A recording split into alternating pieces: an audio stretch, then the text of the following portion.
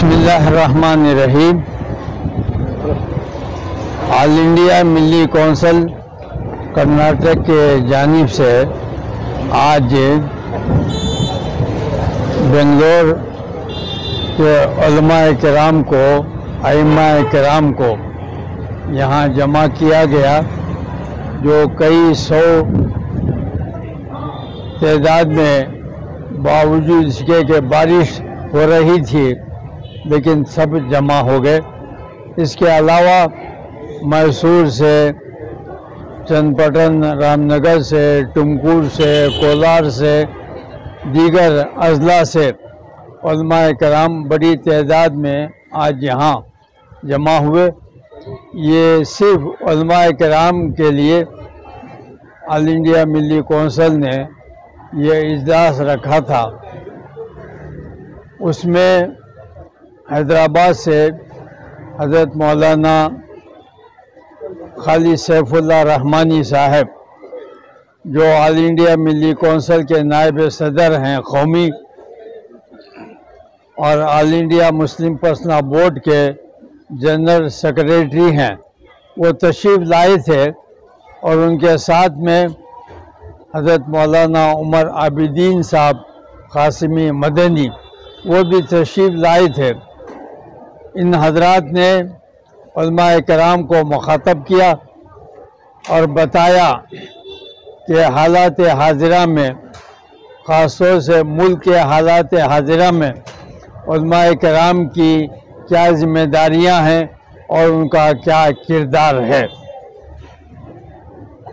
سب سے اہم بات جو ان بزرگوں نے فرمائی ہے وہ وحدت ملت کے تئیں، ملت میں، امت میں اتحاد ہو، مسالک سے بالا تر کلمہ طیبہ کی بنیاد پر پوری ملت اسلامیہ اور خاص طور سے علماء کرام اور دانشوران قوم وہ متحد ہوں، اور علماء کرام کی ذمہ داری ڈبل ہوتی ہے، کئی گنا زیادہ ہوتی ہے کہ وہ ملت اسلامیہ کو وقت وقت پر جیسے بھی حالات ہوں، ناسازگار حالات ہوں، ان کو رہنمائی دیں۔ اور اس سلسلے میں یہ بھی ان حضرات نے بتایا کہ خدمت خلق کے جتنے بھی کام ہیں وہ علماء کرام اپنے مدارس کے ذریعے سے اور ائمہ کرام مساجد کی کمیٹیوں کو ساتھ میں لے کر اپنے علاقوں میں، اپنے محلوں میں خدمت خلق کے جتنے بھی کام ہو سکتے ہیں، مذاہب سے بالا تر، ان کو وہ انجام دیں۔ اور تیسری بات یہ کہی کہ ملک میں امن، پیس، بھائی چارہ، پیار، محبت، اس کی فضا کو قائم کرنے میں علماء کرام اپنا رول نبھائیں۔ بہت ساری باتیں ان دونوں حضرات نے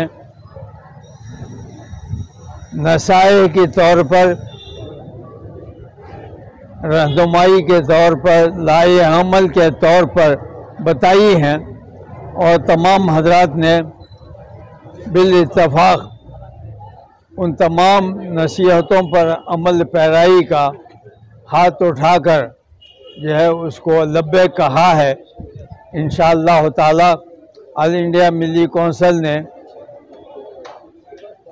یہاں بنگلور میں علماء کرام کو جوڑا ہے، جو کئی سو کی تعداد میں باوجود بارش کے یہاں جمع ہوئے ہیں۔ آئندہ جو ہماری 30 اضلاع ہیں کرناٹک کے، ہر ضلع کے ہیڈ کوارٹر میں ضلعی سطح پر تمام علماء کرام کو مسالک سے بالا تر ان کو جمع کر یہاں جو پیغام دیا گیا ہے ان کو وہاں ہم سنائیں گے، اس میسج کو وہاں پہنچائیں گے، تاکہ ضلعی سطح پر بھی علماء کرام मसालिक से बालातर मुत्तहिद होकर उस ज़िले के मुसलमानों को वहदत के सुनी कड़ी में फ़रोग़ दें और मिल्लत में कोई इंतशार न होने पाए। तो कौम का हर तबके को अपनी सलाहियत के मुताबिक काम करना चाहिए, लेकिन उलमा की जिम्मेदारी सबसे बड़ी है। और जो कायद होते हैं वो अवाम मुंतखब करते हैं, सियासी कायदीन को उनकी पार्टी मुंतखब करती है। हुकूमत के जो नुमाइंदे एमएलए बनते हैं, बनते हैं, कॉर्पोरेटर बनते हैं, उनको अवाम मुंतखब करती है। लेकिन आपको उम्मत की क़यादत के लिए अल्लाह ताला ने मुंतखब फरमाया और अल्लाह के रसूल सल्लल्लाहु अलैहि वसल्लम ने नामज़द फरमाया है। तो इसलिए आपकी जिम्मेदारियां उम्मत के तमाम दूसरे तबकात से ज्यादा है। इस सूरत हाल में हमें क्या करना चाहिए, इस पर तो सबका इत्तेफाक है। अभी मेरी बात मुकर्ररीन ने इसको बताया, मैं अपने बाद हादिस की वजह से चला गया था ऊपर प्रिंसिपल साहब के ऑफिस में, लेकिन इसमें किसी का इख्तिलाफ नहीं। यहाँ भी कई लोगों ने कहा कि सबसे बड़ा मसला हमारा इत्तेहाद, हमें इत्तेहाद पैदा होना चाहिए।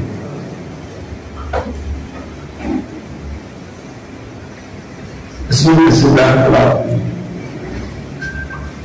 अजीब बात है, जो आयत मुसलमानों, जो हदीस मुसलमानों के इत्तेहाद का पैगाम देती है, उसी को हम लोगों ने आपसी इख्तिलाफ की बुनियाद बना दिया। रसूलुल्लाह सल्लल्लाहु अलैहि वसल्लम ने इरशाद फरमाया कि ईसाइयों के 71 फ़िरक़े हो गए थे, यहूदियों के 72 फ़िरक़े हो गए थे, और अल-कबीर मेरी उम्मत 73 फ़िरक़ों में बट जाएगी। और फिर आपने इरशाद फरमाया कि जो उसमें से मेरे और मेरे सहाबा के तरीके पर अमल करेगा, तो उसी रिवायत में आपने ये बात फरमाई, वो निकाल है। इन 73 फ़िरक़ों में से एक फ़िरक़ा नाजी होगा और 72 जो होंगे उनको दोज़ख में जाना पड़ेगा। जितने हमारे मजहबी मुकर्ररीन हैं मुख्तलिफ मसाइल के, वो इस हदीस पर बहुत जोर देते हैं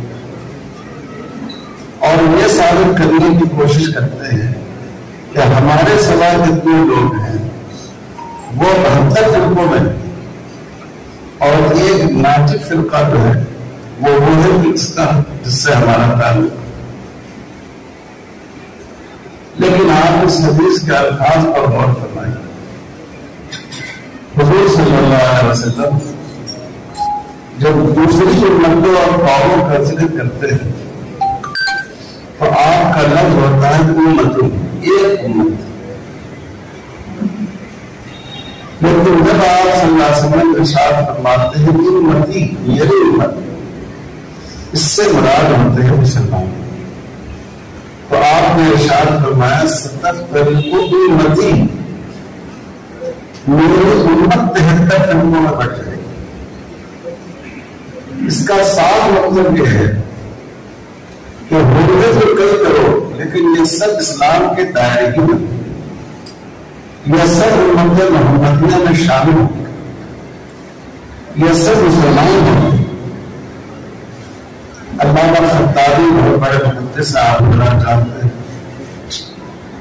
उन्होंने इसी हदीस से इस्तिदलाल करते हुए फरमाया कि जितने फ़िरक़े हैं मुसलमानों को, वो सब ईमान के दायरे में, भले ही उनको अलग के मुर्तकिब हो। जैसे गुनहगार आदमी को आखिरत में पहले कुछ अपने गुनाहों की सजा मिले, फिर वो जन्नत में जाएगा, इसी तरह ये तमाम 73 फ़िरक़े मुसलमान ही हैं। हुज़ूर وسلم کا ارشاد نور امتی یہ اس بات کو واضح کرے. یہی بات امام ابن تیمیہ رحمۃ اللہ علیہ نے لکھی. یہی بات امام عبد الوہاب شعرانی رحمۃ اللہ علیہ نے لکھی. تو غور فرمائیے کہ جو حدیث ہمارے لیے اتحاد کا پیغام ہے کہ چاہے تم کسی گروہ جماعت تنظیم مسلک سے تعلق رکھتے ہو، اگر تم کلمہ طیبہ پڑھنے والے ہو اور حضور صلی اللہ علیہ وسلم کو آخری نبی تسلیم کرتے ہو، تو تم سب کے سب نور امتی حضور صلی اللہ علیہ وسلم کی امت میں سے ہو. اس لیے ایک امت بن کر ہم کو زندگی گزارنا چاہیے، اپنے اپنے اختلاف کو اپنی جگہ رکھتے ہوئے. یہ اتحاد کا بہترین پیغام اس حدیث میں موجود ہے. لیکن آج ہمارے طبقے نے حضرات علماء خطبہ نے اسی حدیث کو مسلمانوں کے درمیان تفریق اور اختلاف کی بنیاد پر دیا. تو امت کے اتحاد میں بہت بڑا رول بنا. ہم لوگوں کو اس حقیقت کا اعتراف کرنا چاہیے کہ آج مسلمان لڑنا نہیں چاہیے. عوام جو ہے وہ مل جل کر رہنا چاہتے ہیں، لیکن اکثر و بیشتر اختلاف ہماری وجہ سے پیدا ہوتا ہے. ہمارے جو تیز زبان مقررین ہیں، جو پرجوش مقررین ہیں، وہ اپنی صلاحیت کو دلوں کو جوڑنے کے بجائے دلوں کو توڑنے میں استعمال کریں اور اپنے آپ کو بہت بڑا مجاہد ثابت کرنا چاہتے ہیں. اور میرے بھائیوں اتحاد امت ضرور پیدا ہوگا اگر علماء متحد ہو جائیں، اور اس کے لیے ہم لوگوں کو تدبیر سوچنی چاہیے، عملی تدبیر سوچنی چاہیے. میں یہ عرض کرتا ہوں اگر ہر شہر میں آپ ایک چھوٹا سا گروپ ہے، ایک کمیٹی بنا، تنظیم کا نام کرا ضروری نہیں، اور اس میں ہر بندے میں فکر کی ایک عالم ہوئی، ایک دیوبندی کی ہو، ایک بریلوی کی ہو، ایک اہل حدیث کی ہو، اور جتنے مرتبہ فکر آپ کے شہر میں پائے جاتے ہیں ان تمام مکاتب فکر کے ایک نمائندے جمعیت اور معاہد کے بھی ہوں، جماعت اسلامی کے بھی ہوں، ملی کونسل کے بھی ہوں،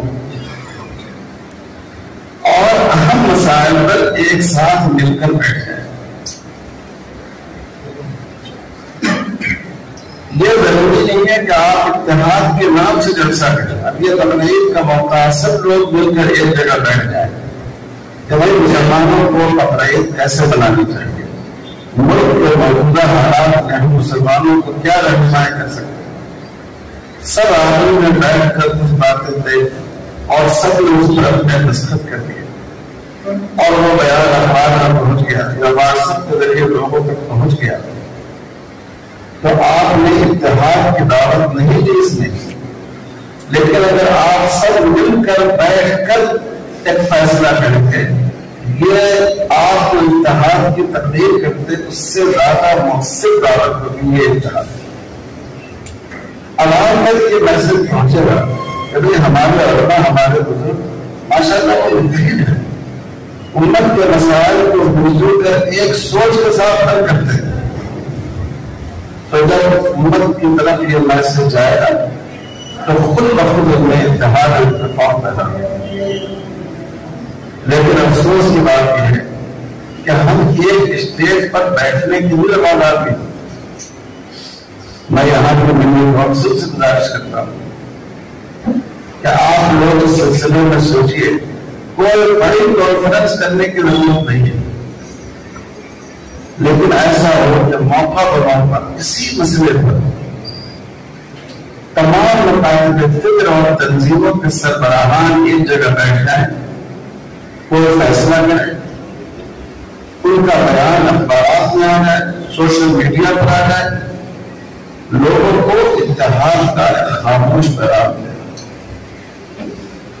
دوسری بات یہ ہے کہ ایک اور کام کریں. دیکھیے جو اختلاف ہے وہ ختم نہیں ہو سکتا ہے. اگر جائیداد کا اختلاف ہو تو ایک سازش بیٹھے دونوں میں معاملہ طے کرا دے، اختلاف ختم ہو جائے گا۔ میاں بیوی کا اختلاف ہو، کوئی شکایت ہو، معاشرے کے ذمہ دار لوگ مل کر اس کو حل کر دے، اختلاف ختم ہو جائے گا۔ لیکن جو نظریاتی اختلاف ہوتا ہے اس اختلاف کو ختم کرنا آسان نہیں ہے۔ ہم دیوبندی ہم چاہیں کہ فلاں آدمی جو ہمارا پیروی بھائی ہے وہ ہمارا مسلک دار ہے، ہم بیروی ہیں، ہم چاہتے ہیں کہ فلاں دیوبندی ہمارا مسلک میں ہے، ہم حنفی ہیں، ہم چاہتے ہیں کہ شہر کے جتنے اہل حدیث ہیں وہ یہ حنفی طریقے پر نماز پڑھنا شروع کر دیں۔ ہم اہل حدیث ہیں، ہم یہ چاہیں کہ پوری مسجد ہماری طرح آمین بیجے اور رفع یدین کرے، ہرگز اس پر اتفاق نہیں ہو سکے گا۔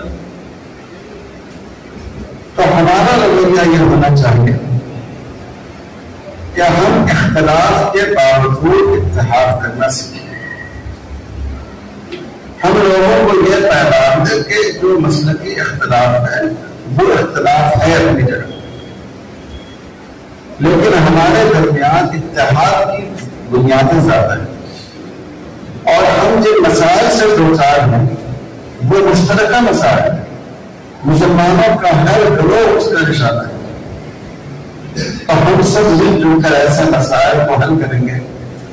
بیان جاری کیا جا سکتا ہے، آپ اس موقع کی تلاش میں رہیں، جیسے ہم نے بقرعید کی مثال دی، اور اس موقع سے مختلف مکاتب فکر کے علماء کو جمع کر کے ان کا ایک مشترکہ بیان جاری کرا دیجیے جس پر سب لوگوں میں دستخط ہو اور عوام محسوس کرے کہ یہ سارے لوگ ایک جگہ بیٹھتے ہیں۔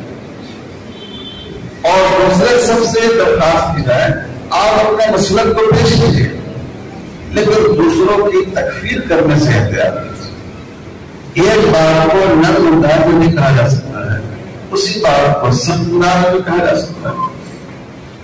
تو آپ اس بات کو نرم لبل لکھتے رکھیے۔ ایک بڑے عالم محدث اور فقیہ ہے، وہ خلیفہ ہارون رشید کے دربار میں پہنچے۔ ہارون رشید خود بھی بات سمجھ اور کوئی بات کہی بہت ہی سخت زبان، تو خلیفہ نے ان سے کہا کہ یہ تو بہت اچھا ہے کہ آپ نے نہیں ابھی منکر کیا، لیکن آپ کا درجہ حضرت موسیٰ سے بہت بڑا ہے اور میرا درجہ فرعون سے جنا ہوا ہے۔ آپ پیغمبر نہیں ہیں اور میں خدا کا خاص تک کافر نہیں ہوں۔ تو حضرت موسیٰ حضرت ہارون کو اللہ تعالیٰ نے فرمایا قولا لہ قولا لینا، فرعون سے جب بات کرو نرم زبان میں بات کرو، اس کے مقام کا لحاظ کرتے ہوئے بات کرو۔ حضور صلی اللہ علیہ وسلم نے جب بادشاہ روم کو خط لکھا تو آپ نے لکھا من محمد رسول اللہ الی عظیم الروم ہرقل، روم کی عظیم شخصیت ہرقل کے نام۔ تو صحابہ کو شکار ہوئی کہ یہ کافر مشرک اور آپ نے اس کے لیے عظیم کا لفظ لکھ دیا۔ تو حضور صلی اللہ علیہ وسلم نے فرمایا ان کے لوگ ان کو نہیں کہتے، یعنی آپ لوگ اس شخصی افعال کا لحاظ رکھا۔ اور ہمارے میرے بھائیوں اور بزرگوں، ہم اس بات کی کوشش کریں کہ مشترکہ کاموں کے لیے ایک جگہ جمع ہو جائیں، اور یہ نہیں کہا جا سکتا کہ آپ اپنی رائے کو مت بیان کیا کیجیے، آپ اپنی رائے بیان کیجیے، لیکن دوسروں کو برا بھلا کہنے سے گریز کیجیے۔ اور جو گہرے اختلافی مسائل ہیں ان کو آپ عوام میں بیان کرنے کے بجائے اگر ضروری سمجھے تو اپنی دسگاہوں میں بیان کر دیجیے۔ اگر ان تین باتوں پر ہم لوگ متفق ہو جائیں، علماء متفق ہو جائے، تو آپ یقین جانیے کہ عوام کا 90% اختلاف ختم ہو جائے۔ عوام کے اختلاف کی بنیاد حقیقت میں ہم لوگوں کی مناظرہ بازی، تیز گفتگو، دوسروں کی تحقیر و توہین، ان کو گرا کر بیان کرنا، جن بزرگوں سے وہ عقیدت رکھتے ہیں ان بزرگوں کو برا بھلا کہنا، اس کی وجہ سے اختلاف ہوتا ہے۔ जानते हैं हजरत मौलाना अहमदुल्लाह खान साहब बरेलवी, इससे उलमा देवबंद में इख्तिलाफ रहा है, लेकिन हजरत मौलाना रशीद अहमद गंगोही रहमतुल्लाह अलैह हमेशा उनका नाम निहायत इख्तिलाफ के साथ करते थे। क्योंकि जब हुजूर सल्लल्लाहु अलैहि वसल्लम ने काफिरों और मुशरिकों के एहतराम का ख्याल रखा, तो आप सोचिए कि क्या हम मुसलमानों के किसी मकतब फिक्र के पेशवा और रहनुमा का एहतराम नहीं कर सकते? तो ये मैंने ये बहुत मुश्किल छेड़ा कि उम्मत का इत्तेहाद हकीकत में आपके हाथ में। इख्तिलाफ पैदा होता है इलेक्शन के वक्त में, लेकिन ये ऐसा इख्तिलाफ होता है कि इलेक्शन खत्म हुआ, झगड़ा भी खत्म हुआ, लेकिन दीन की बुनियाद पर जो इख्तिलाफ पैदा होता है उसकी जड़ें इतनी गहरी हो जाती है। आपने देखा होगा कि बात जगह इसकी वजह से कत्ल की नौबत आ जाती है। तो ये सबसे बड़ा काम है जिसको उलमा कर सकते हैं, अइम्मा कर सकते हैं, और हम अगर सिर्फ इसको तकरीर करें तो मसला हल नहीं होगा। हमारे लिए जरूरी है कि हम अमली तब्दील करें कि जिसके जरिए हम मुसलमानों के मुख्तलिफ तबकात को जोड़ सकते हैं। यहाँ बेंगलुरु में शुरू और रियासत के मुख्तलिफ अजला में उलमा की मजलिस मुनादी हो और उनकी रहनुमाई हमारे अकादमी उलमा के जरिए तो शायद बातों का समझना और काम करना आसान हो जाए। इसी मकसद से आज खास तौर पर आज की ये मजलिस मुनाद की गई है। जैसा कि आप जानते हैं बाबरी मस्जिद का मसला खत्म हुआ, सोच रहे थे कि इस पर सियासत खत्म हो गई, अभी वो खत्म नहीं हुआ, बाबरी मस्जिद का मसला शुरू किया। और हमारे इस शहर में जामरान की ईदगाह का मसला, निजिया नगर आरटीसी के रोड पे वहां की मस्जिद को बुलडोजर लाकर शहीद करने का मसला, रास्ता बनाने का मसला, और हमारी इस रियासत में बड़े जानवरों के कुर्बान करने के सिलसिले में मुख्तलिफ कवानीन का मुरतब करना, और जहाँ पुलिस को काम करना है और ये भी लोग निकल रहे कानून को अपने हाथ में लेने के लिए। तो ये सारी चीजें इस वक्त हमारे सामने हैं। तो हम उलमा इन हालात का सामना कैसे करें, हमारी जिम्मेदारी क्या है, किस दूरअंदेशी से हमको फैसले लेना है, क्या इख्तियार करना है, इस वक्त सारी चीजों को समझने की जरूरत है। अल्लाह का शुक्र है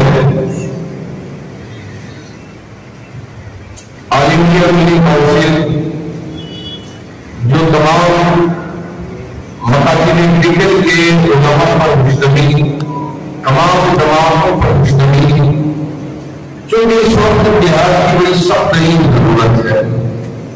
अल्लाह का शुक्र है कि हमारी रियासत में जब उलमा की तरफ से तय किया गया कि बदल होगा, अल्हम्दुलिल्लाह सबने बगैर किसी झिझक के बंद किया, बता दिया कि तमाम जमातों ने मिलकर तो फैसला लिया, हम उस पर अमल करेंगे। और जब यहाँ हमारे नौजवानों की तरफ से तकाजा हो रहा था कि बड़ा जलसा किया जाए, जुलूस निकाला जाए, लेकिन हालात के पेश नजर हमारे यहाँ की जमात, यहाँ की उलमा ने तय किया कि कानूनी हम चाहजोई करेंगे, लेकिन यहाँ हम कोई जलसा भी नहीं करेंगे, जुलूस भी नहीं करेंगे। अल्लाह का शुक्र है कि हमारी यहाँ की मुस्लिम उम्मा उसको कबूल किया, उस पर अमल किया है। जज्बात होना चाहिए, जज्बे में भी रहना चाहिए, लेकिन उसको कंट्रोल में करने के लिए उलमा को काम ध्यान देना है। बस मैं के साथ यहाँ वाला तशरीफ लाए हैं, जो कि पहली दफे ऑल इंडिया मुस्लिम पर्सनल के जनरल सेक्रेटरी की हैसियत से آج مجھے ہم یہ کونسل کے اس اجلاس کو تشریف لائے ہیں. اللہ کرے کہ اللہ آپ کی آمد کو ہمیں ایک مہینے اٹھانے کی اور یہاں کے علماء کو فہم حاصل کرنے کی توفیق عطا فرمائے. آمین. الحمد للہ رب العالمین.